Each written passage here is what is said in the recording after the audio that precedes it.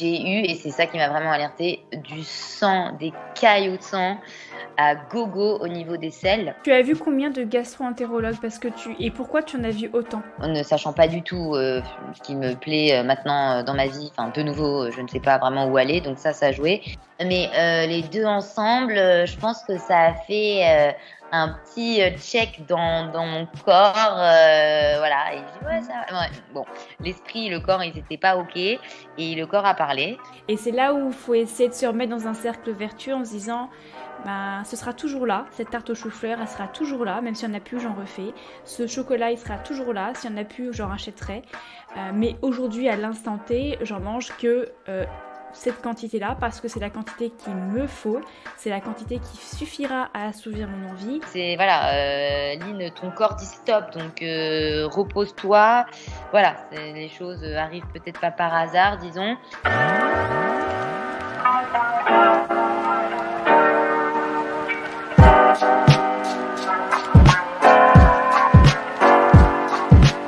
On parle d'éclosion lorsqu'un animal sort de son œuf ou lorsqu'une fleur ou une graine s'ouvre.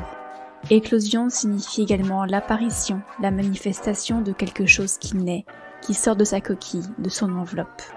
Dans ce podcast, je tends le micro à toutes celles qui désirent partager leur propre éclosion, leur propre manifestation, leur naissance ou leur renaissance. Toutes ces femmes que l'on croise un jour dans sa vie, avec leur histoire, leur remise en question et leurs convictions. Santé féminine, santé mentale, troubles alimentaires ou encore mode de vie plus durable et respectueux. Elles nous racontent leur récit de vie sans filtre ni tabou. Prépare-toi à écouter l'histoire d'une femme inspirante, car oui, chaque récit de vie est source de grand apprentissage. Je suis Alexandra Portail, hôte de ce podcast. Je te souhaite la bienvenue dans Éclosion.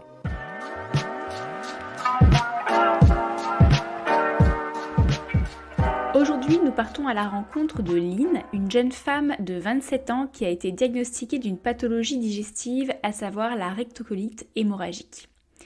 C'est en écoutant un autre épisode d'Éclosion dans lequel j'avais invité Amélie qui a partagé avec nous sa vie avec une MICI, maladie chronique des intestins, que Lynn m'a contactée pour élargir ses témoignages. Et elle a bien fait. Car rien ne vaut des témoignages réels et authentiques pour trouver soutien et clés afin de mieux vivre avec sa pathologie.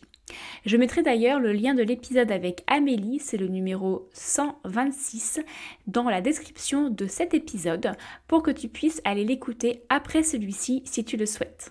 Et dans l'épisode du jour, Lynn nous parle de son expérience personnelle avec la maladie. Elle partage avec nous les traitements qu'elle a essayés, de l'impact de la maladie sur sa vie quotidienne, mais également des conseils qu'elle donnerait à d'autres personnes atteintes de la rectocolite hémorragique suite à ses récentes prises de conscience. Bref, tu l'auras compris, encore un épisode très riche en enseignements et en inspiration, et également très vrai. Sans plus tarder, partons à la rencontre de Lynn.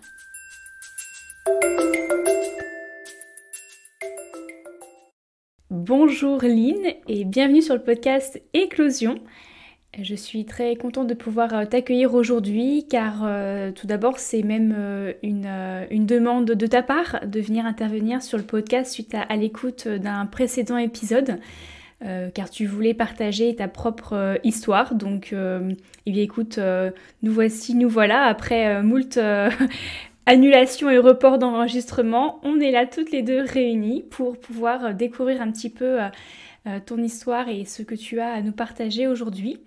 Mais avant, est-ce que tu peux déjà nous dire comment là tu vas aujourd'hui, tout simplement? Oui, alors bonjour, merci, déjà de me recevoir et de m'écouter. Alors, aujourd'hui, ça va. C'est un petit ça va parce qu'on n'est pas encore, à 100 de ma forme, plus ou moins habituelle quand ça va vraiment. Mais ça va beaucoup mieux depuis, je dirais, maintenant 3 petites semaines à peu près, parce que, j'ai arrêté les gros traitements, il y a 3 semaines. J'ai les quelques symptômes qui se sont estompés depuis 3 semaines. Je remange des choses sympathiques depuis 3 semaines, donc c'est sûr que la ligne d'aujourd'hui vs la ligne d'il y a 3 semaines, il y a quand même 3 mondes. D'accord. Bon, tu nous raconteras justement un peu plus en détail tout à l'heure bah, pourquoi ce traitement, pourquoi ce régime alimentaire particulier et le petit ça va d'aujourd'hui. Prochaine question pour essayer un peu apprendre à te connaître. Si je te donne un miroir, est-ce que tu pourrais me dire ce que tu vois dans le reflet de celui-ci? Alors, aujourd'hui, à travers un miroir, je vois quoi? Je vois une une fille, pas une femme, une fille. Je suis toujours un enfant, une petite fille de 27 ans, qui se cherche encore un peu à titre, professionnel. Voilà, je fais partie des gens, qui n'ont pas su, ce qu'ils voulaient faire, à 18 ans, et à 27 ans, c'est toujours un peu pareil. Et sinon voilà, côté, personnel, mis à part, cette maladie chronique, qui me colle à la peau depuis une dizaine d'années, quelqu'un plutôt, d'épanoui, bien entouré, équilibré, peu de choses près, Mmh. voilà. Pourquoi tu dis que tu te sens petite fille et pas femme à 27 ans? Qu'est-ce qui t'amène à penser et à ressentir ça? Alors je dis ça parce que j'ai le syndrome de Peter Pan.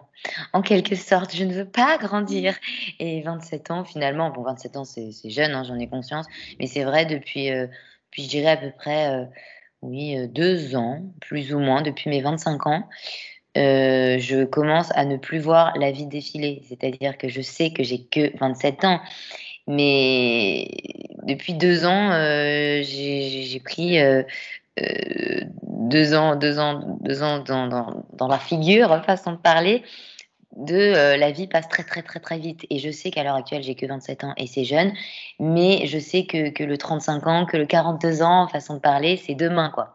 Je vois la vie, passer à une vitesse grand V, et c'est vrai que continuer à dire et à penser et à voir, et que je suis une petite fille, façon de parler encore une fois, c'est vrai, je crois que ça me rassure, ça me rassure. Et puis ça m'arrange d'avoir quand même, le physique de quelqu'un qui a plutôt 23 ans que 30 ans, donc voilà. C'est la peur de vieillir que tu ressens ou c'est de voir ce temps défiler et cet âge avancer alors que tu n'endosses peut-être pas des rôles que tu imaginerais qu'une femme à cet âge-là endosserait? Est-ce que tu pourrais... Ça m'interpelle quand même, je suis assez curieuse. Et je pense que c'est un peu des 2. À vrai dire, c'est un peu des 2. C'est vrai que, voilà, concrètement, plus on grandit, plus il y a ce côté responsabilité, et vraiment c'est quelque chose que j'apprends à aimer, le mot responsabilité, et à comprendre bien évidemment, et ça fait pas que depuis 2 ans, bien sûr. Mais c'est vrai que c'est des choses qui peuvent faire peur, parce qu'on n'est plus du tout dans l'inconscience, dans l'insouciance de la vie, et c'est vrai, la peur de vieillir, je sais pas, le mot peur un peu fort, mais je n'ai pas du tout envie, de vieillir, je pense que comme la majeure partie de la population, enfin ou pas, j'en sais rien à vrai dire, et assez constant, oui. Je j'ai pas peur, mais pas envie. Ça va trop vite, j'ai encore trop de choses à faire, et puis je suis trop petite, mais non, en fait, je commence à être grande. Voilà, un peu un mix de tout ça dans ma tête. Hmm. Le temps passe effectivement à une vitesse assez affolante. Moi, je sais que c'est une peur hein, que je me traîne tous les jours, de me dire que les journées passent défilent à une vitesse, qu'on n'a pas le temps de faire les choses, alors que finalement, ce n'est qu'une, et je me le rappelle à chaque fois, hein, ce n'est qu'une perception très personnelle, le temps, parce qu'on a tous et toutes exactement le même temps. Alors après, on n'a pas tous et toutes le même temps de vie, bien entendu, mais ça, on ne peut pas le savoir. Et je pense que c'est le fait de ne pas le savoir qui fait qu'on a encore cette peur, parce qu'on ne sait pas quand est-ce que ça va s'arrêter. Et que du coup, on se dit, oh là là, il faut absolument que je fasse ça, que j'accomplisse ça, que je réalise ça, que je sois telle personne, tel rôle, etc. Et puis en même temps, on n'a pas forcément l'envie à l'instant T et on voit ce temps qui passe. Bon, on pourrait, moi je pense que je pourrais passer facilement un épisode entier à ne parler que de ça, mais ce n'est pas l'objet du jour et je sais que le temps est compté du coup, donc on va passer à l'objet du jour. Mais je suis très contente d'avoir posé cette question parce qu'au moins ça m'a interpellée sur le côté un peu fille, petite fille et femme. Juste petit aparté, moi ça m'a interpellée personnellement parce que de par mes différents troubles du cycle féminin, notamment l'aménorrhée qui m'a suivie pendant plusieurs années, justement j'avais cette sensation de ne pas du tout me sentir femme parce que je n'avais pas les caractéristiques d'une femme, à savoir les formes d'une femme, à savoir le saignement, à savoir la fluctuation hormonale, les choses comme ça, les fluctuations d'humeur. Je me sentais plate, comme un peu une petite fille peut se sentir de cette manière-là. Et donc voilà, c'est pour ça que ça m'avait interpellée, je voulais un petit peu creuser la chose.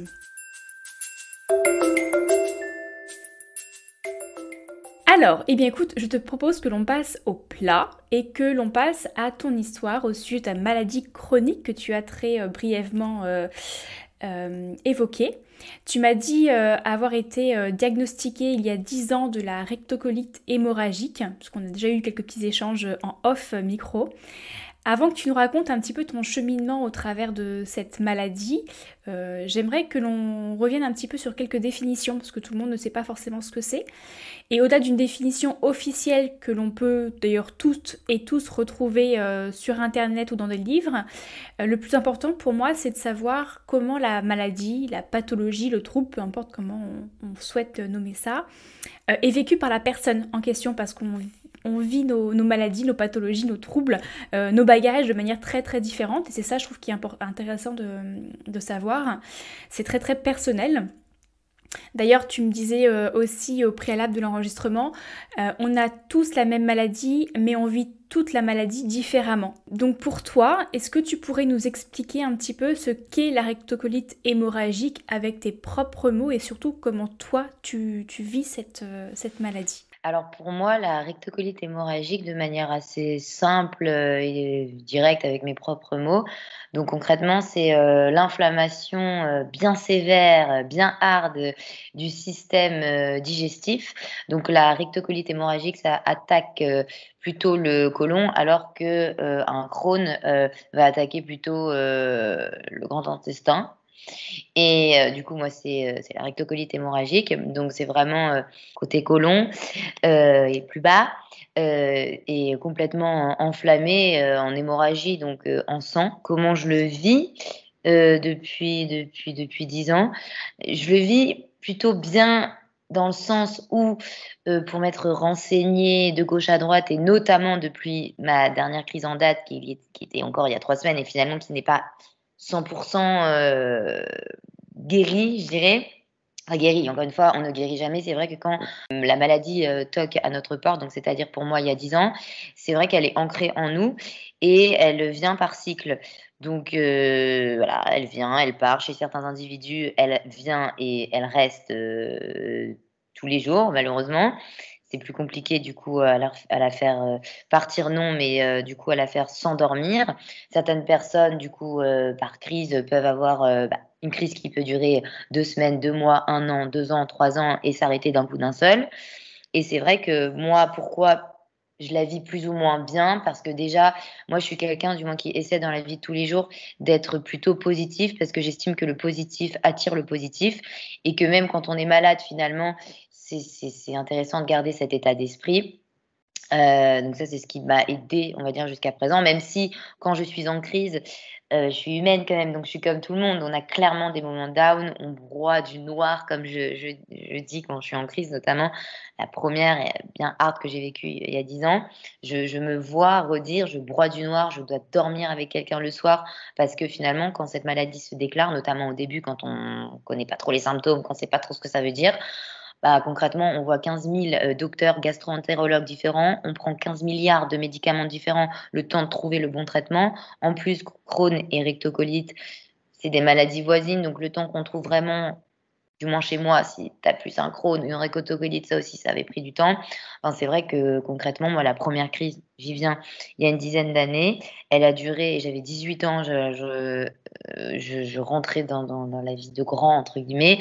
C'est vrai que j'ai pas compris ce qui se passait, ce qui me frappait à la tête et c'est vrai que ça a duré plus ou moins 1 an et demi, donc 1 an et demi de douleur, de tous les symptômes, possibles de cette maladie.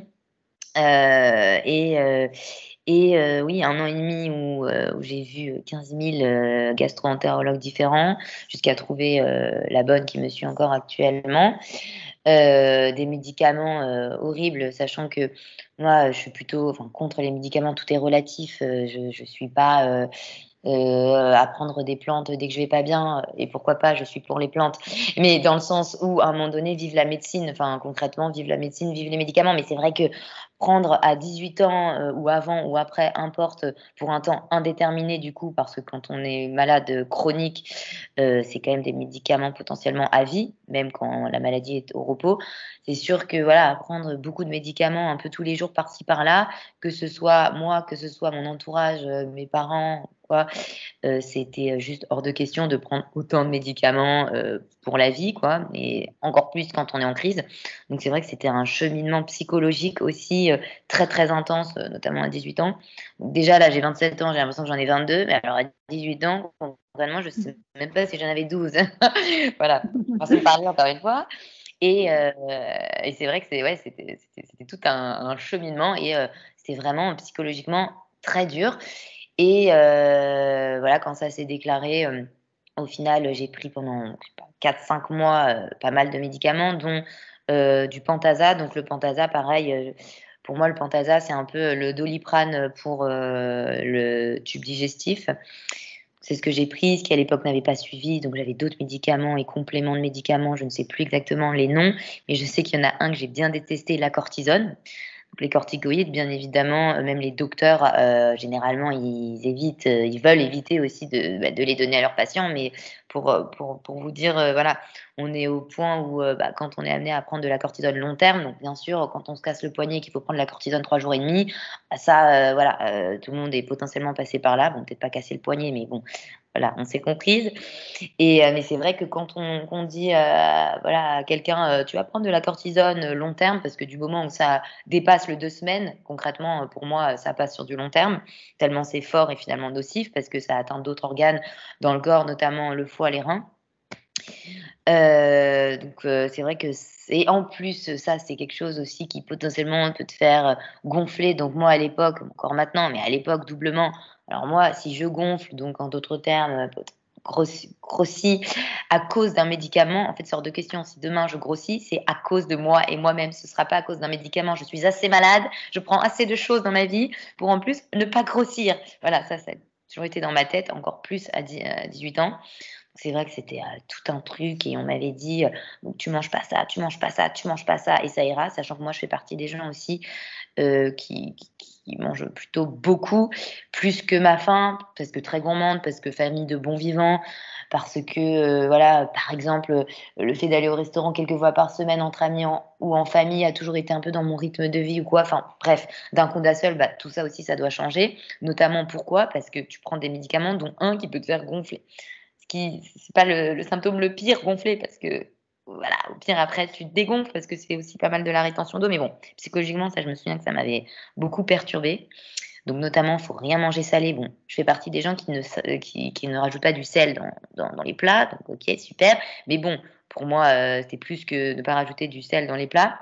En plus de ça, quand on est atteint de cette maladie, quand on est en crise, on doit passer, du moins moi on me l'avait conseillé, je l'ai fait, et je vois quand même que voilà, des pâtes, du riz, des pommes de terre sans sel, sans sauce, voilà, bien fade, c'est ce qui passe quand même le plus facilement, parce que tout ce qui est légumes, tout ce qui est fruits, tout ce qui est, trop gras, trop sucré, trop salé, cortisone ou pas cortisone, ça peut attaquer, le tube digestif, mais même quelqu'un qui n'est pas malade. C'est-à-dire que je suis, quand même, à l'époque peut-être pas parce que j'en avais pas conscience, mais c'est vrai que là depuis quelques mois, je suis carrément d'accord, et j'ai conscience que de toute façon, même quelqu'un de pas malade devrait manger comme nos grands-parents à l'époque, sans produits transformés, un minimum de laitage, un minimum de gluten, ça j'en ai conscience. Après le faire, c'est vrai quand on a un rythme de vie comme le mien de base, c'est quand même assez compliqué.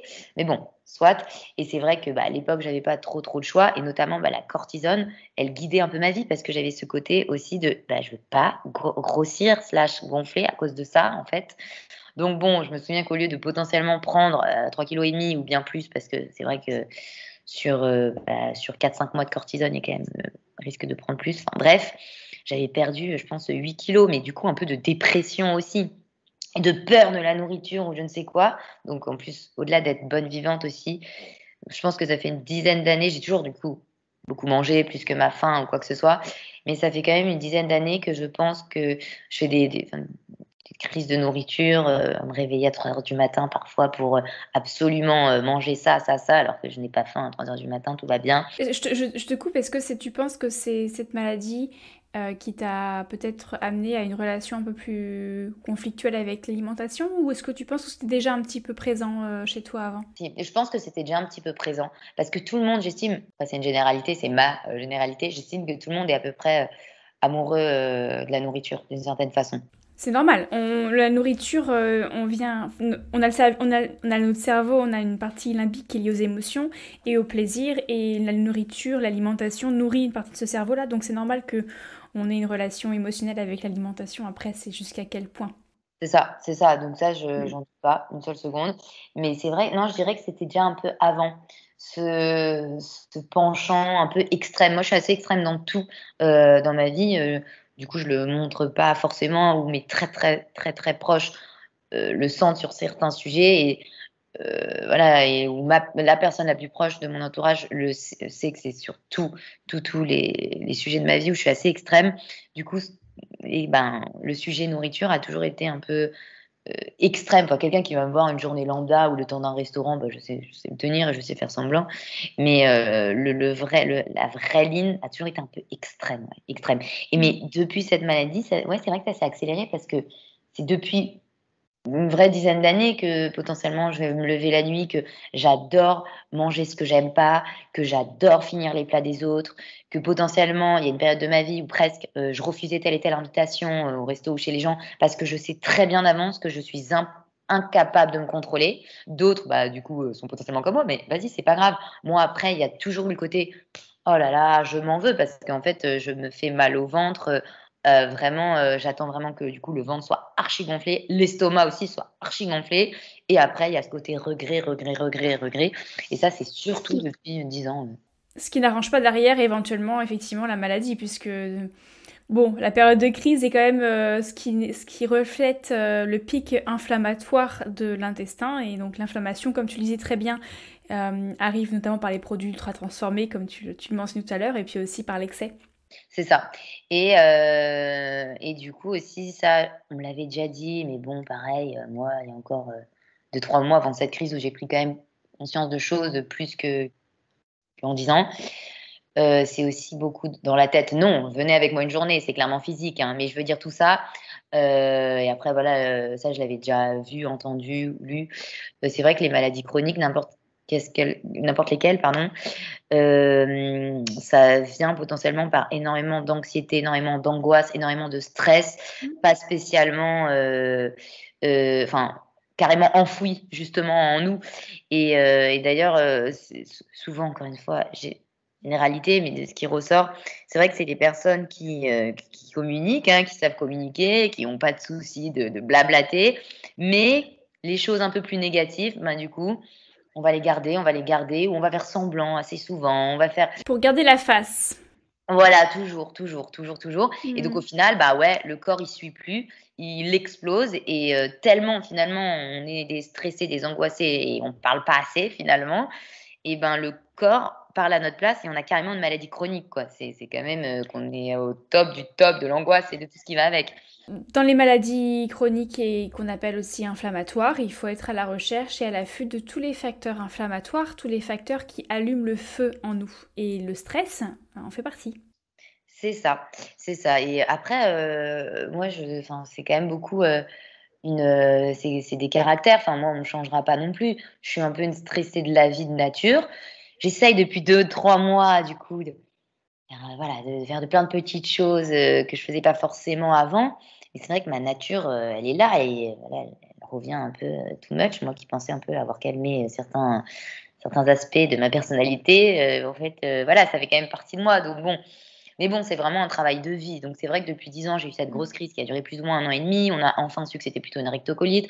Les Pentasa, et ça c'est pour ça, je le vis plutôt bien. Pourquoi? Parce que je vois qu'il y a des gens qui ont la même maladie que moi, qui sont tous les deux jours à l'hôpital. Donc bon, je touche ma tête en même temps de te parler, hein, parce que enfin, ça peut m'arriver. En fait, là, encore une fois, j'ai que 25 ans, 27 ans. Donc c'est sûr que la prochaine crise, je serai plus âgée. Donc peut-être que ça sera plus difficile à gérer. Bon, pas que je commence à spéculer, mais bon.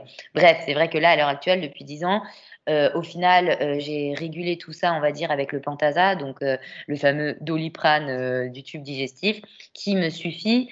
Donc les grammes peuvent augmenter en fonction justement, de mes moments de vie, en fonction de si ça va, bof, ou si ça va.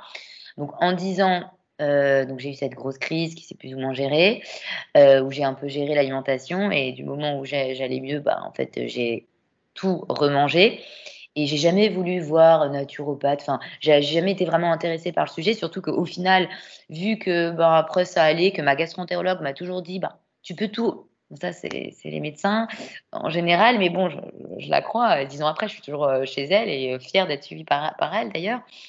Mais c'est vrai qu'elle m'a toujours dit: «Tu peux tout remanger quand ça va, juste, écoute-toi, réfléchis, si au final la carotte t'a fait mal ou le gâteau, trop sucré t'a fait mal, ben, refais pas la même chose le lendemain». En fait, juste des choses logiques. C'est juste que du coup, moi, je fais partie des gens, bah, qui ne s'écoutent pas. En fait, on revient à la même chose. Donc, moi, en fait, dès le lendemain de telle crise où en fait ça va, ben, de nouveau, il y a ce côté un peu extrême, je mange de tout, je dis OK à tout. «Ah ouais, t'inquiète, je peux boire ça, je peux» et en fait, finalement, même quand je vais bien, même quand je suis pas en crise et ça, je le capte vraiment que depuis quelques mois, en fait, je suis malade. Donc, je peux pas faire comme la voisine ou comme la meilleure amie ou comme le copain.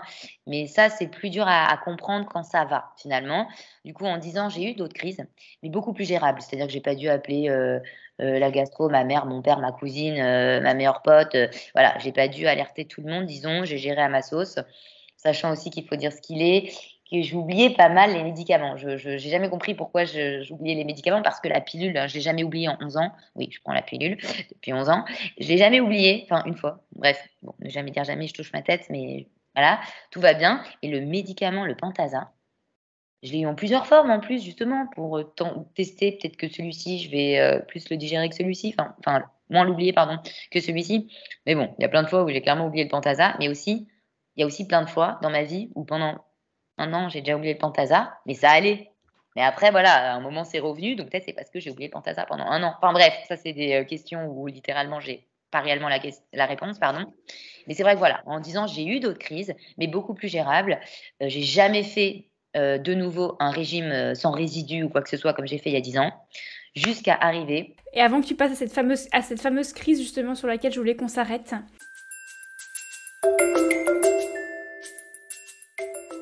je sais que parmi les personnes qui nous écoutent, il y en a pas mal qui vont être peut-être alertées parce qu'elles elles se disent «Ah bah moi aussi j'ai des douleurs, est-ce que je ne serais pas atteinte de la maladie de la rectocolite hémorragique?» Alors j'aimerais juste qu'on revienne un tout petit peu en arrière sur ta période de diagnostic. Est-ce que tu pourrais nous expliquer concrètement ce qui t'a amené à te dire «Il faut que j'aille me faire diagnostiquer»?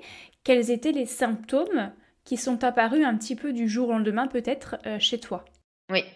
Alors moi, j'ai eu, hyper mal au ventre, mais jusqu'à présent, bon, bah, c'est une gastro, enfin, à ce moment-là, classico.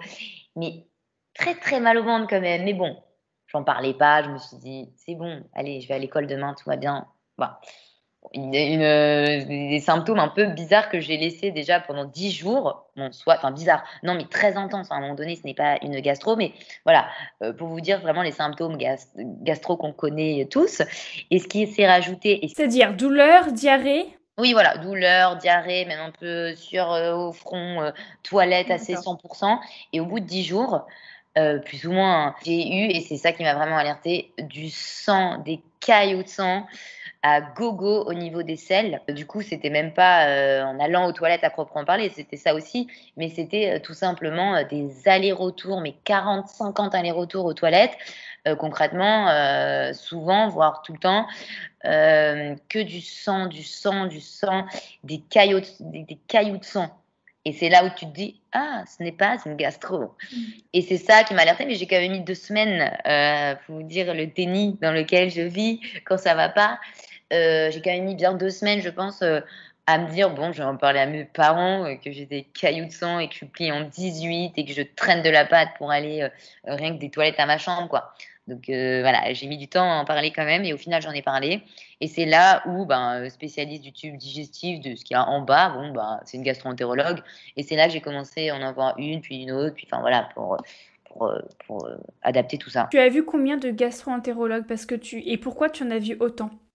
En fait, moi, je voulais clairement avoir, au-delà, de trouver, ben, le bon docteur à proprement parler, gastro-entérologue, je voulais vraiment quelqu'un, qui collait aussi avec ma personnalité. Parce que c'est quelqu'un qui, potentiellement allait me suivre plus qu'une fois, quoi, dans ma life. Ça, je l'ai compris assez vite du moment où j'en ai parlé. Et je voulais vraiment, quelqu'un qui avec à travers qui j'avais une, confiance aveugle, je sais pas, mais, un vrai bon feeling et une vraie confiance du moins. Donc, j'en ai pas vu 40 000, mais j'en ai vu, je sais pas, 5-6 à l'époque, je pense. Et voilà, c'est au bout de la 5e ou la 6e que je me suis dit: «Bon, bah, celle-là, elle est bien». Mais c'est important ce que tu dis parce qu'effectivement, on a l'impression qu'on est marié avec nos médecins ou nos thérapeutes ou praticiens et qu'il faut jamais en changer. Mais si jamais effectivement le feeling ne passe pas ou si jamais le diagnostic qui est mentionné, on a un doute, faut faire un petit peu parler notre intuition en fait, faut un petit peu l'écouter et des fois on peut avoir des doutes sur un diagnostic sans forcément remettre en cause le professionnalisme de la personne, du médecin, ben, se dire on va essayer de checker, de valider ou pas cette hypothèse avec d'autres médecins et voir aussi si le feeling passe mieux parce que comme tu le dis, après ce sont des personnes euh, auprès desquelles on est censé aussi accorder notre confiance et notre santé. Donc c'est important de prendre ce temps, même si en pleine maladie, en pleine crise, ça peut être des fois très compliqué à se dire oui j'ai pas le temps. Quand on a mal, on n'a pas le temps, en effet. D'où l'intérêt aussi d'être dans la prévention au maximum pour certaines choses. Mais malgré tout, il faut quand même prendre ce temps. C'est important, je trouve, parce que derrière, sur des maladies chroniques comme les tiennes notamment, où ben, c'est finalement à vie avec des périodes de crise, bah, c'est assez à vie qu'on va devoir être au contact d'un professionnel de santé. Est-ce que dès le premier, ils t'ont diagnostiqué, est-ce que le premier, pardon, médecin t'a diagnostiqué la rectocolite hémorragique ou c'est venu un peu plus tard? De mémoire, c'est venu assez rapidement parce que le premier médecin, m'avait, conseillé de faire une coloscopie, assez rapidement. Ce que j'avais fait, donc ça remonte il y a 10 ans, donc j'ai plus les détails, mais quand même ça c'est venu, assez vite. Alors maintenant qu'on a parlé de diagnostic, maintenant venons aux périodes de crise.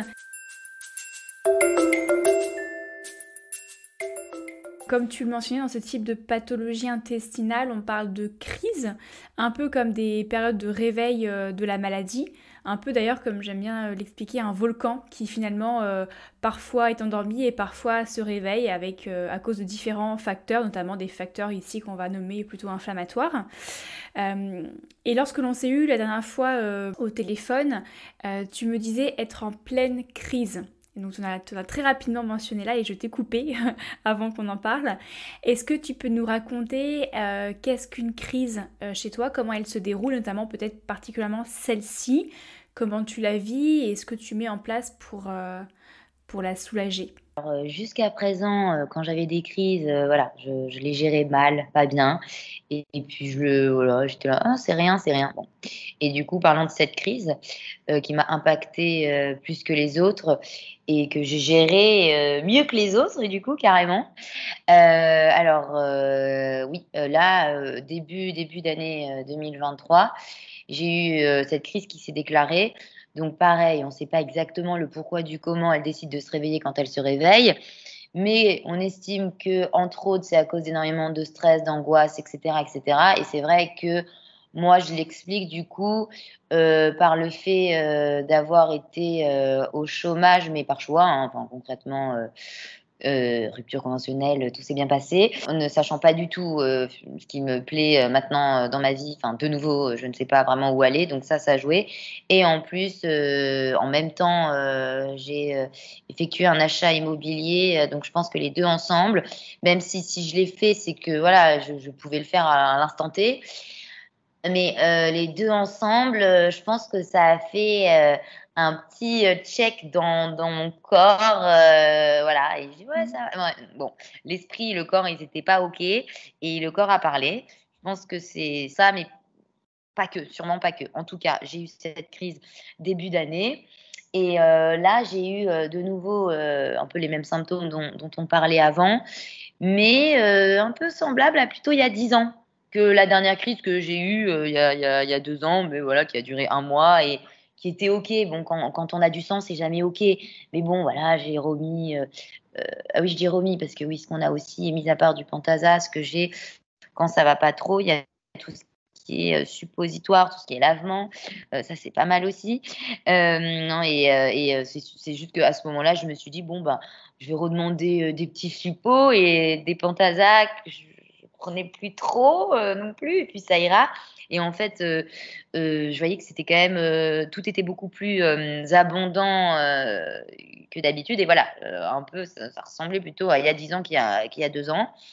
Du coup, j'ai quand même, repris en SOS, là vers janvier parce que des douleurs beaucoup trop extrêmes avec, ma gastro-entérologue et c'est là qu'elle me disait que, bah, en effet, c'est plutôt une grosse crise et qu'il faut que si ça va pas, mieux, on va peut-être passer, voilà, à la cortisone si, à ce moment-là, le, mmh, le Pentasa, le traitement de fond ne fonctionne plus, ou pas. Donc moi, quand on me dit ça, ça m'angoisse parce que je repense à moi il y a 10 ans, en fait, la cortisone, au-delà du fait qu'encore une fois, ce n'est pas du tout bien, et ça, touche plein d'autres organes et tout ce qui va avec. Ça fait gonfler. C'est ça m'est revenu Voilà, direct c'est tout de suite. ça. Donc non, en fait. Bon, donc une angoisse sur terre en plus, de nouveau finalement ne pas avoir, de vie sociale, à cause de la cortisone. Enfin moi, je fais ce lien direct, c'est hors de question. Bon bref, donc à ce moment-là, je me dis: «Bon, les Pentasa, ça va marcher. Positif attire le positif». Oui, oui, oui. Sauf que du coup, dans ces moments quand même, je reviens au fait que je suis quand même humaine. Quand tu vois que le Pentasa, en fait, ne suffit pas et que tu es de plus en plus mal, tu cours de plus en plus aux toilettes, tu as de plus en plus de diarrhée, que blablabla, que tu dois reprendre rendez-vous chez ta gastro au bout de 2 semaines et pas 3 mois. Bon, parce que finalement, même quand ça va, on essaie de voir assez souvent la gastro pour faire des checks, des prises de sang. Mais là, ça faisait un petit temps que je la voyais plutôt, 2 fois par an que, toutes les 2 semaines. Bon, j'ai dû la revoir assez vite et en fait, plus ou moins en février, si je dis pas de bêtises, ça allait tellement pas que voilà, ce qui devait arriver arriva. J'ai repris la cortisone et c'est vrai que la cortisone, quand on a des maladies, comme celle-ci, c'est pas, 1 semaine et 2 jours. Non, non, parce qu'après tout peut revenir fois 15. Donc c'est, process long terme. Donc je commence, la cortisone et je prends conscience de plein, plein de choses. Je me dis déjà d'ailleurs que les choses n'arrivent pas par hasard, que c'est le moment, bon, je demandais pas non plus d'avoir, une crise comme celle-ci, hein, j'aurais compris les choses autrement de: «Line, calme-toi». Parce que justement, je pense on m'a envoyé un signe de: «Line, calme-toi, Line, pense à toi, Line, réfléchis». Enfin, c'est voilà, Line, ton corps dit stop, donc repose-toi. Voilà, les choses, arrivent peut-être pas par hasard, disons. Pareil, le fait d'être au chômage, en fait, je me suis dit: «Bah, finalement, c'est un signe pour, m'occuper enfin de moi, d'une certaine façon». Donc bref, je commence la cortisone et je commence à me renseigner davantage sur, des rendez-vous du style, kinésithérapeute, ou hypnose ou voilà des choses, qui peuvent nous aider à voilà, potentiellement gérer, l'angoisse, le stress, donc qui voilà, finalement que du plus, que ça marche ou que ça marche que ça marche ou que ça marche pas, pardon, que du plus, pour l'esprit, pour le corps, tout ça. Pourquoi pas naturopathe, homéopathe, bon, voilà, je suis dans une osmose cool, zen. Tu es ouverte à d'autres approches complémentaires et non pas à la place d'eux, un peu plus holistiques pour avoir plus d'outils en ta possession. C'est ça, complémentaire, ouais, c'est ça, voilà, c'est exactement ça. Donc je prends la cortisone et en même temps, voilà, je me renseigne vraiment sur tout ça et je décide aussi de voir, une naturopathe, un homéopathe. Bon, quand même, il y a quand même mon côté extrême parce que tout d'un coup, hein, bien sûr. Mais bon, soit, tout en ayant quand même un côté, vraiment zen, cool, de ma personnalité que je connaissais pas. Enfin, je suis cool, mais zen, je connais pas. Voilà, moi, voilà, donc mais si, j'ai un peu découvert, bon bref. Donc j'ai pris rendez-vous avec une naturopathe, c'était super, qui m'a reparlé un peu de l'alimentation, qui était spécialisée en maladies, comme j'ai, qui m'a conseillé quelques compléments alimentaires, notamment une cure du foie que j'ai commencé sur 1 mois. Donc, tout simplement un petit liquide à mélanger dans un peu d'eau, à prendre 30 minutes avant le petit-déj. Bon, voilà. Et en fait, j'ai remarqué aussi que ces petits tips, en fait, finalement, tu te dis: «Bah, oui, c'est logique», mais en fait, moi, si on me le dit pas, je fais partie des gens qui le font pas, en fait. Et pareil, la respiration. Moi, pour la petite histoire, j'ai une mère qui est hypnothérapeute, sophrologue, qui fait du PNL, qui est dans ce délire-là, pardon. C'est fou là, c'est ça? Dans ce domaine-là et en fait, non, mais je trouve ça super intéressant en vrai, d'ailleurs de plus en plus, notamment dernièrement. Mais c'est vrai que voilà, mis à part, la soutenir, la comprendre, enfin vraiment, moi je suis très ouverte d'esprit. Bon, ouais, c'est son truc, c'est votre truc. Enfin voilà, j'ai toujours été un peu comme ça, mais voilà, au final, ben, là, je suis de plus en plus, axée et intéressée dans tout ce qui est, voilà, médecine holistique. Et voilà, j'ai donc la naturopathe, enfin, que ce soit ma mère ou la naturopathe m'a conseillé aussi de faire des exercices de cohérence cardiaque, de respiration. Donc voilà, ma mère m'en avait déjà parlé pour la petite histoire, mais bon, j'ai jamais fait. Et là, j'ai pris Ah, soin c'est de la faire maman qui parle, c'est pas pareil. c'est ça. Donc j'ai pris soin de faire, de la respiration. Donc elle m'a dit que pour, voilà, les personnes comme moi, enfin, ou du moins moi, pas les personnes comme moi, du moins moi, parce que voilà, c'est quelque chose, tout était relié à ma personne au-delà de la maladie. Voilà, c'était intéressant de faire de la respiration en 4 temps, voilà, que je pouvais acheter un petit tapis, je sais plus comment il s'appelle, un tapis où il y a des petites, étoiles en pique et le mettre sur le dos 10 minutes par jour. Parce que voilà, ça dégageait certaines choses qui, dégageaient en quelque sorte du stress. Bon, soit OK, j'achète. Voilà, c'est des petits tips en fait, finalement hyper agréables à notre quotidien. Après pareil, c'était intéressant de se lever un peu plus tôt le matin pour, voilà, prendre ce temps justement de méditer, de respirer, de marcher, de regarder le ciel, de poser loin de nous, le téléphone et tout ce genre voilà, d'appareils, qui sont concrètement autour de nous tous les Invasif. exactement. Après moi la chance que j'ai quand même, c'est que je suis quelqu'un du matin. C'est-à-dire que sans réveil depuis toujours, je vais être réveillée à 7 heures du matin. Ou 6h50. Enfin, c'est vrai que j'ai une horloge interne, donc j'ai toujours fait plein de choses. J'ai toujours eu 3 ou 4 vies avant que les gens se réveillent. Donc ça c'est cool. Enfin, je suis de l'école, enfin cool, je sais pas, mais moi je trouve ça cool. Donc c'est sûr que là, ce temps, ces matins ont été plutôt, intéressants durant ces derniers mois parce que j'ai pu, voilà, faire un peu de respiration, un peu de méditation, enfin des choses cool, des choses zen qui m'ont aidée à prendre du recul sur plein de petites choses de la vie, de tous les jours. Pareil, apprendre à dire non aux gens, parce qu'en fait, parfois c'est bien même pas enfin, c'est pas en disant non aux gens qu'on est égoïste, pas du tout, mais du coup, moi je suis plutôt tout l'inverse d'ailleurs, mais juste de penser à soi et de se recentrer sur soi. Donc c'est vrai que par ce rendez-vous naturopathe, ça m'a pas mal aidée. Après un peu plus tard, j'ai vu un homéopathe, voilà, qui a décelé d'autres choses. D'ailleurs, il y a 10 ans, bon, je sais pas pourquoi la crise, elle est arrivée d'un coup d'un seul, pourquoi cette maladie, elle s'est réveillée en moi, mais bon, voilà, on est revenu sur plein de sujets de ce qui s'est passé pour moi personnellement il y a 10 ans, donc pourquoi pas? Enfin bref, des rendez-vous super intéressants et j'ai une de mes très bonnes amies aussi, qui m'a parlé de la kinésiothérapie que je connaissais pas du tout.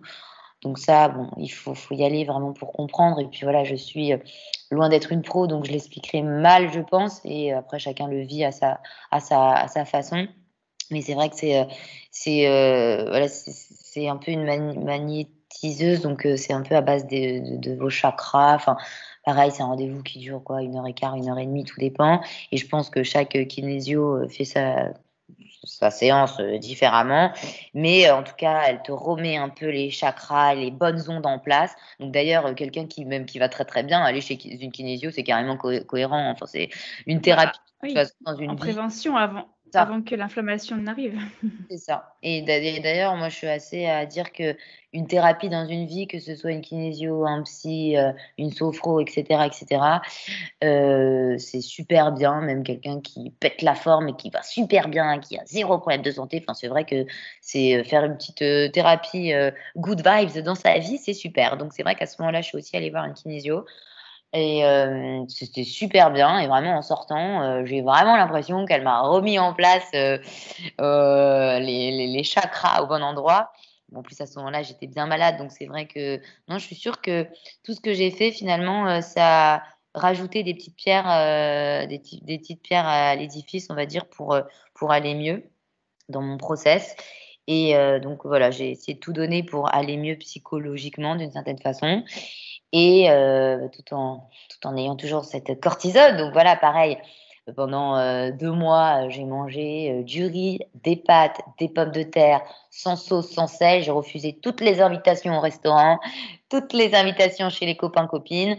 Voilà, mis à part en 2 mois, j'ai dû aller, 2 fois chez ma meilleure amie, qui, en fait, parce que c'est, c'est du coup quelqu'un, bah, j'ai plus que confiance en elle et je savais qu'en y allant, bah, je serais dans un décor, plutôt très familier et que voilà, elle connaît ma vie par cœur en soi et voilà, pour la petite histoire, elle a fait, tel et tel, repas pour, les 2 autres copines et moi, elle m'a fait quelque chose à part donc voilà, c'était quelque chose de très agréable et faisable pour moi à ce moment-là de faire mais sinon, c'est vrai que je préférais, rester dans mon cocon, on va dire, bah, jusqu'à ce que ça aille quand même mieux, tout en, ayant quand même cette peur justement parce que c'est quand même un peu extrême, de tout refuser, de tout, manger, carré, carré, carré. Voilà, j'ai un peu peur parce que du coup quand ça va mieux, ça va être too much ou pas? Mais à ce moment-là, j'étais sûre que non, enfin sûre, on ne sait jamais de quoi il fait demain, mais je me suis dit, là, je suis quand même dans un process où j'ai grandi et j'ai compris des choses que j'avais pas compris auparavant, ce qui est totalement vrai, que ce soit hier, il y a 3 semaines ou aujourd'hui, ça totalement.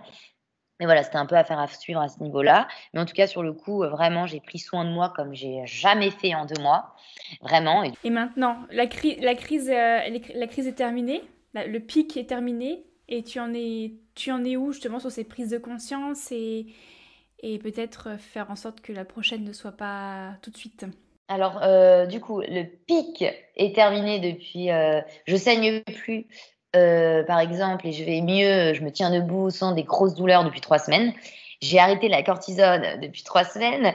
Je n'ai pas gonflé, je n'ai pas grossi, au contraire, j'ai perdu je pense 5 kilogrammes. Je suis quelqu'un qui me pesait fut un temps, mais alors, j'ai compris assez vite que faire la balance, c'est faux, en fait. Il faut se regarder dans un miroir. Un chiffre, c'est faux et on peut avoir plus de muscles que de graisse et le muscle pèse plus lourd que la graisse. Enfin bref, détail, c'est un autre sujet. Mais bon, bref, là, vu que j'ai commencé un peu à flotter dans certains vêtements, à perdre de la poitrine, des fesses, bon bref, détail, c'est vrai que je me suis quand même un peu pesée et je sais à peu de choses près ce que je faisais il y a 2 ans ou quoi. Enfin, bref, et c'est là où j'ai constaté quand même que j'ai perdu plutôt 5 kilos. Du coup, bon, je suis plutôt contente dans le sens où je préfère avoir perdu 5 kilos que avoir pris 5 kilos à cause de cette maladie cortisone. Et pour autant, quand on perd des kilos parce qu'on est malade, c'est quand même bizarre. Enfin, c'est quand même, là, je suis en mode: «Ouais, si je reprends 2 kilos, je suis OK». Bref. Ben, on s'éloigne de notre poids santé, hein. Oui, c'est ça. Après, c'est vrai que, bah, en tant que grosse mangeuse, je suis pas épaisse ou quoi que ce soit, pas du tout. J'ai jamais été. Je l'ai jamais été en soi, mais c'est vrai qu'avec mon 1,2 m les bras levés, enfin, pour vous la faire courte, les moins 5 kilos sont bien, enfin, sont OK, enfin, ça colle parfaitement quand même avec ma morphologie, c'est pas voilà. Mais oui, du coup, depuis que je vais mieux, c'est vrai que je retente pas mal de choses et ma gastro, elle m'a dit: «Tu peux remanger de tout». Ah bon, après, elle a conscience, elle, que j'ai 27 ans et que faut quand même que je réfléchisse avec mon cerveau. Et moi, je pensais réfléchir avec mon cerveau, mais pour être honnête, c'est vrai que j'exagère quand même un peu trop. Mais d'un autre côté, ça faisait 2 mois que je me restreignais, donc ça ne m'étonne pas enfin, je reprends goût à la vie, donc c'est super cool. Je remets un peu de sel dans quelques aliments très standards, donc c'est super cool. Bref, donc c'est vrai que là, je me laisse un peu vivre, mais ça voilà, je suis pas encore au 100 du top du top. Preuve en est, lundi, bon, j'ai fait voilà, je remange un peu, voilà, des légumes cuits, par exemple, de temps en temps. Donc ça, c'est OK, mais enfin, je suis pas obligée de manger, une tarte entière où dans la tarte entière, j'avais mis un chou-fleur entier. Voilà, voilà, je vous parle, d'une petite crise, enfin crise, bon ça j'appelle même pas ça une crise, mais de quelque chose un peu de too much, que voilà, j'aurais pu réfléchir avec mon cerveau. Mais du coup, là, ça va mieux aujourd'hui depuis hier, mais là, les 3 premiers jours de la semaine, j'ai bien souffert. Et voilà, fallait juste un peu plus réfléchir, mais sinon, c'est vrai que j'ai mes excès sont quand même, revenus un peu. Enfin, c'est vrai que ça fait quand même partie de ma personnalité. Voilà, mes excès de nourriture un peu too much sont quand même revenus, mais quand même beaucoup moins qu'avant. Et là, le fait d'avoir été mal en début de semaine, bah, ça me fait quand même réfléchir.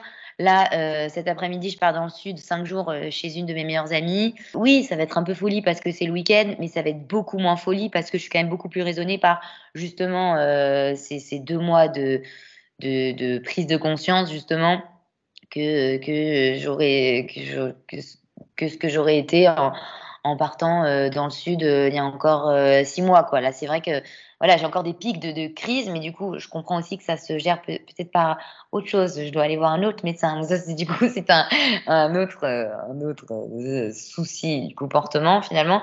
Mais c'est vrai que cette crise, elle m'a quand même appris à réfléchir davantage, quand même sur l'alimentation, à continuer davantage à dire non aux gens, du coup à m'écouter davantage. Donc j'espère, rester dans ce mood-là, au maximum, quoi. Mais ces crises, elles sont aussi explicables par le fait que lorsque enfin, ces crises, je veux dire, ces excès, pardon, sont explicables parce que lorsque tu es en crise, bah, tu es dans un système de privation, un peu comme une personne qui souhaite perdre du poids drastiquement et qui est en régime préventif de privation. Et du coup, quand cette crise est terminée et que tu peux te réautoriser certains extras, certaines choses, même pas forcément des extras, tu parlais de chou-fleur, c'est pas du tout un extra, mais du coup en grande quantité parce que tu as été privé et que tu as, comme la peur du temps, peur que bah, cette privation revienne. Donc forcément, tu te dis, bah, c'est à dispo, comme un buffet à volonté, j'en profite au maximum. Et c'est là où il faut essayer de se remettre dans un cercle vertueux en se disant, bah, ce sera toujours là, cette tarte au chou-fleur, elle sera toujours là, même s'il n'y en a plus, j'en refais. Ce chocolat, il sera toujours là, s'il n'y en a plus, j'en rachèterai. Mais aujourd'hui, à l'instant T, j'en mange que cette quantité-là, parce que c'est la quantité qu'il me faut, c'est la quantité qui suffira à assouvir mon envie, et c'est aussi ce qui me permettra demain d'en remanger, après-demain d'en manger, après-après-demain d'en manger, parce que on limitera les excès, on limitera l'inflammation, on repoussera la crise. C'est ça, et c'est là où j'ai encore quand même beaucoup de mal parce que là, oui, je vous ai donné une sorte d'excès plutôt, healthy finalement, mais enfin, c'est quand même pas normal, il y a pas de normalité, mais je vous ai pas dit ce que j'ai mangé juste avant la toute la tarte. Je ne vous l'ai pas dit. Je ne vous dirai pas parce qu'on ne me croirait pas. Non, mais c'est juste, ce côté de toujours manger sans faim, F-A-I-M et sans faim, F-I-N. Je pensais que ça m'était quand même un peu passé. Mais il y a ce côté, voilà, parfois concrètement, je vais dire, c'est une phrase très bizarre, mais je l'ai toujours eu en tête. J'ai l'impression que Dieu m'a envoyé pour tout manger sur terre et quand j'ai, tout ça en face de moi. Donc en fait, aussi tu parlais de voilà, le mot buffet à volonté, voilà. Moi, il faut pas m'inviter au buffet à volonté parce que je me fais mal. Oh là là, je me fais mal et je connais beaucoup, j'ai beaucoup d'amies de bonnes vivantes, mais à un moment donné et qui ont un estomac XXL, donc qui mangent et donc je fais partie de l'estomac XXL, mais à un moment donné, c'est pas normal et là, je parle de normalité encore une fois, mais chacun a sa normalité. Oui, de manger, heu, tout ça en un minimum de temps, parce que, Dieu t'a envoyé pour ça, Dieu t'a pas envoyé pour ça. En bref, donc il y a quand même encore des petites choses, donc j'ai conscience, hein. J'avais pas conscience il y a encore 3-4 mois. Voilà, mais conscience des choses et puis, voilà, là, j'ai des personnes autour de moi qui me connaissent plus que moi je me connaisse. Enfin, il y en a une, ma cousine en l'occurrence, donc elle est là parfois pour me driver et heureusement, mais parfois, voilà, on a beau nous driver dans ces moments-là, de toute façon, moi, j'entends personne, je vois personne. Je c'est comme s'il y avait rien et personne, quoi. Mais bon, donc il y a encore du travail parce que, voilà, en plus, j'ai cette maladie, quoi. Donc c'est sûr que ces crises-là, cette obsession n'aide pas, mais ça va beaucoup mieux depuis ma période, de crise de rectocolite hémorragique récente. Bah, écoute, c'est une très bonne nouvelle et du coup on repart sur un message d'espoir et pour terminer notamment notre échange ensemble, j'aimerais que j'ai encore quelques petites questions pour toi, des petites questions pour aider les personnes éventuellement qui nous écoutent. La première chose, est-ce que toi tu as des conseils que tu aimerais donner à d'autres personnes atteintes aujourd'hui de rectocolite hémorragique?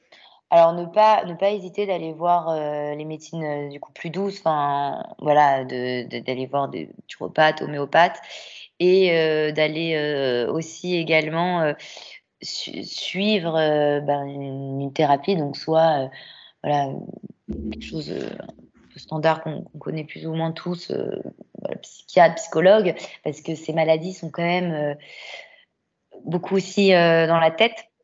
Encore une fois physique, je sais, j'en fais partie, mais voilà, quand elles viennent, il faut gérer quelque chose qu'il y a dans la tête, concrètement et voilà, si comme moi, vous ne vous voyez pas voir quelqu'un une fois par semaine ou 1 fois toutes les 3 semaines ou je ne sais quoi, du moins pour le moment, pour régler ces choses, vraiment pourquoi pas voir, voilà, une sophrologue, enfin après ça dépend quand même des gens, mais sophrologue, c'est pas quelqu'un que vous voyez, toutes les semaines.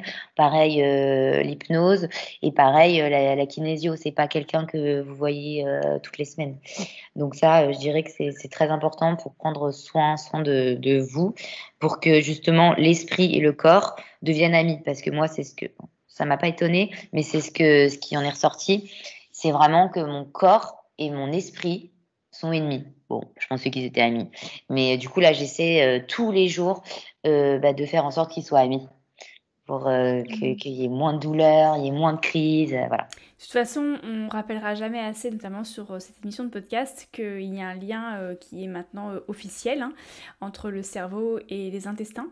Donc s'il y a quelque chose qui se passe pas très bien là-haut, eh bien ça se répercute sur les intestins et potentiellement on peut avoir des troubles digestifs tout simplement jusqu'à des développements de maladies inflammatoires et chroniques. Et puis, en cas de crise, en cas de perturbation digestive, voire de maladie inflammatoire et chronique, eh bien, nécessairement, ça vient dérégler la sécrétion de sérotonine, l'hormone du bien-être, et ça vient perturber le haut de tout ça, le cerveau. Donc, voilà, aujourd'hui, c'est officiel, hein, même les médecins le disent, hein, l'autoroute cerveau-intestin, il est bien, bien présent.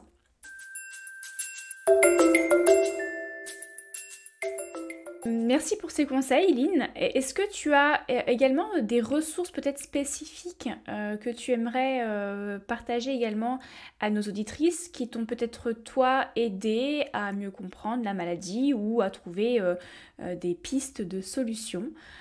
Voilà, quelques petites ressources que tu considères pépites, moins mais mieux, donc voilà, choisis-les avec intention. Oui, donc par exemple, la respiration, c'est ça? Enfin ce genre de chemin, là m'a bien aidée. Voilà, depuis que je vais mieux, je le fais moins, mais ça prouve que je vais mieux. Mais c'est vrai que, voilà, ça ce serait quelque chose, je vais voilà, à partir de lundi prochain, je m'y remets.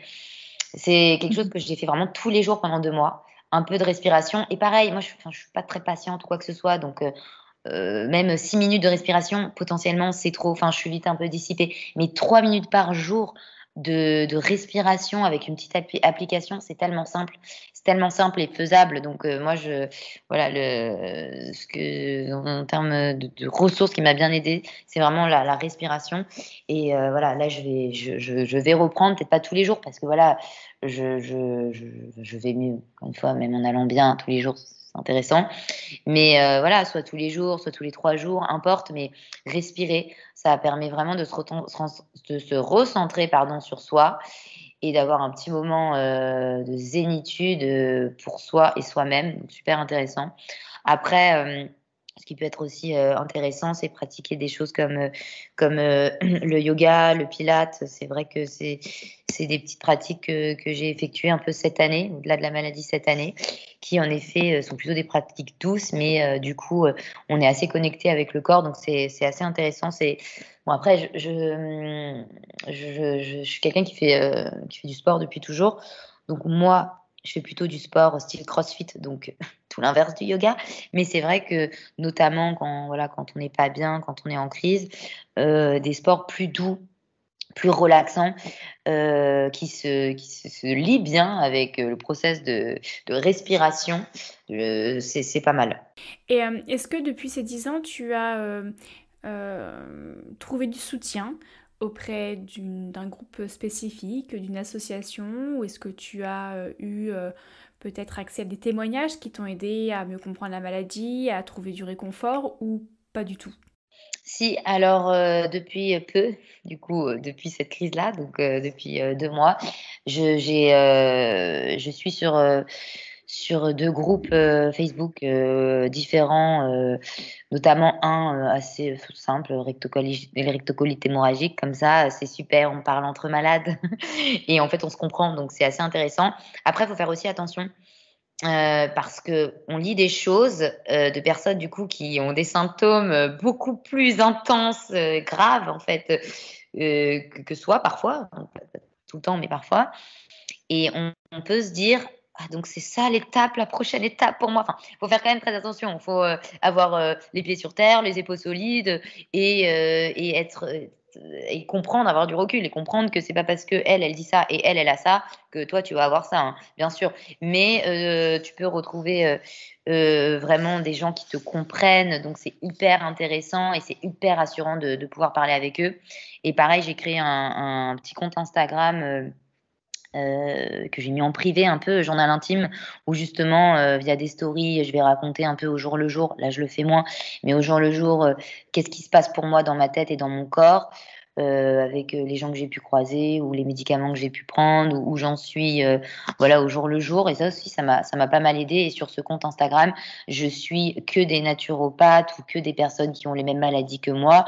Donc dans le lot, j'ai eu quelques conseils, quelques tips super intéressants. Donc voilà. Merci beaucoup Lynn pour ton témoignage et ton histoire aujourd'hui. J'ai enfin une toute dernière question pour toi. Et cette fois-ci, je te laisse la parole, enfin je te relaisse la parole, mais surtout le micro. Est-ce que toi, tu aurais une question que tu aimerais poser à nos auditrices qui nous ont écoutés jusqu'à présent? Oui, ben, potentiellement, moi, ça m'intéresserait de savoir, bah, plutôt les personnes qui sont atteintes de Crohn ou rectocolite, enfin ce qui touche, tout ça. Est-ce que vous avez un régime alimentaire vraiment que vous suivez à vie, du coup, même, du coup, les périodes où voilà, vous êtes pas en crise, où ça va, qui, vous a sauvé? Parce que pareil, on m'a dit que limiter le gluten, c'était bien parce que enfin moi de base, je mange vraiment, l'équivalent de 2 baguettes par jour en plus des pâtes et des choses que je peux manger à côté. Enfin, j'adore le pain. Bref et je sais d'ailleurs qu'il y a certains pains qui sont plus digérables que d'autres, enfin tout ça, je sais. Pain au levain, pain au levain. Ouais. Mmh. Mais c'est vrai que ouais, si vous avez des petits tips, à titre alimentaire, parce que voilà, oui, je veux bien diminuer le gluten, mais enfin, voilà, il y en a aussi qui disent, «Moi, j'ai totalement arrêté le gluten et ça va mieux». Bon, je n'ai pas envie d'entendre cette réponse. Mais je veux dire, le limiter, oui, je veux bien, c'est comme le lactose, je veux bien. Il y a pas de souci, moi j'aime tout, donc pas de souci. Mais oui, s'il y a des petits tips alimentaires pour les personnes atteintes, de voilà, de Crohn ou rectocolite, je veux bien, je prends. Et où est-ce que tu souhaites que ces personnes te répondent? Pourquoi pas, je suis assez active sur mon Instagram. Je mettrai du coup ton compte Instagram en description de l'épisode. OK, super, merci. Pour, comme petit élément de réponse à ta question, si je peux me permettre, je ne suis pas atteinte de cette maladie-là, mais comme je disais, il faut être à l'affût de tout ce qui est inflammatoire, donc alimentation dite inflammatoire, ou tout ce qui va être anti-inflammatoire. Et ça, j'ai fait une vidéo, si tu souhaites, ou un podcast sur l'endométriose, puisque l'endométriose est une maladie qui atteint le cycle menstruel, mais qui est aussi une maladie de type inflammatoire. Donc on peut la mettre un petit peu dans la même catégorie. Et donc petite chose qui pourrait peut-être, au lieu de dire on enlève quelque chose, là je vais te dire on ajoute quelque chose, eh bien le curcuma, qui est une épice anti-inflammatoire et qui met de la couleur dans les plats. Oui, c'est vrai que ma meilleure amie m'en a parlé, elle m'en a parlé, mais comme j'ose pas trop rajouter des épices, Ce n'est pas une épice forte, ce n'est pas un piment. On dit souvent que le curcuma, il faut l'associer au poivre pour qu'il soit correctement assimilé et que la curcumine, qui est la substance active anti-inflammatoire, soit assimilée. Néanmoins, le poivre est quand même, favorise la perméabilité intestinale, donc il faut limiter quand on a des troubles digestifs en tout cas. Donc toi, je te conseillerais plutôt de l'associer à du gingembre. d'accord mais je le Voilà. prends comment? Je le mets sur mes plats, Dans l'idéal, ce serait du curcuma frais avec du gingembre frais que tu mets dans tes plats, ou sinon tu peux aussi déjà utiliser des poudres, des curcuma en poudre, du gingembre en poudre. Ou encore la fameuse boisson que tu connais peut-être déjà, le lait d'or ou le golden latte, qui est fait à base de curcuma aussi. Eh bien, merci à toi Lynn pour ton temps et ton partage d'histoire. Et je mettrai donc du coup effectivement le lien du groupe Facebook que tu as mentionné ainsi que ton compte Instagram pour pouvoir répondre à ta question en description de l'épisode. Merci à vous, merci beaucoup, à bientôt. Nous sommes arrivés à la fin de ce nouvel épisode. Merci de l'avoir écouté jusqu'à la fin. J'espère qu'il t'aura plu, inspiré, voire chamboulé. Si ce podcast te plaît, parle-en à toutes les femmes qui t'entourent, mères, sœurs, amies, collègues, pour qu'elles puissent à leur tour se sentir envahies d'émotions vibrantes. Mais aussi à t'y abonner et à le soutenir avec une note 5 étoiles sur Apple Podcasts et Spotify. Retrouve également tous les autres récits d'éclosion sur la plateforme d'écoute de ton choix ou sur le site hygiènedevie.fr.